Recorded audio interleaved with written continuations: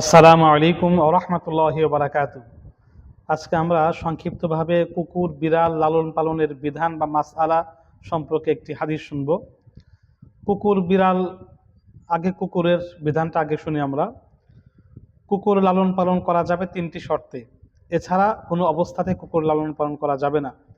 আল্লাহ রসুল বলেন, ক্বালান নাবিয়্যু সাল্লাল্লাহু আলাইহি ওয়াসাল্লাম, মান আমসাকা কালবান ইল্লা কালবা সাইদিন আও মাশিয়াতিন আও যারইন ইনতাকাসা মিন আজরিহি কুল্লা ইয়াউমিন কিরাতান।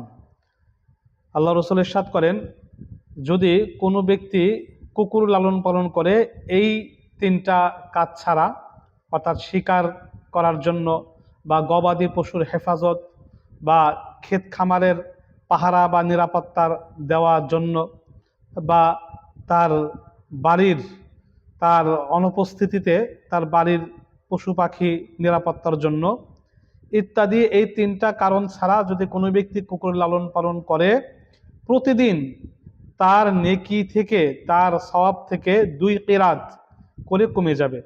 এটা কিরাত হলো আরবি একটা পরিমাপ। কারা কারো বর্ণনা মতে এই কিরাতটা উহুদ পাহাড়ের সমান হতে পারে। যাই হোক, 2 কিরাত নেকি প্রতিদিন কমতে থাকবে, এই প্রয়োজন ছাড়া, তিনটা প্রয়োজন ছাড়া যদি কুকুর লালন পালন করে। আল্লাহ রসুল বলেন, লা তাদখুলুল মালাইকাতু বাইতান ফীহি কালবুন আও তাসাবির, যে ঘরে কুকুর অথবা প্রাণীর ছবি থাকে সেই ঘরে রহমতের ফেরেশতা প্রবেশ করে না। তাহলে যারা শখ করে কুকুর লালন পালন করে তারা বিধর্মীদের মতো।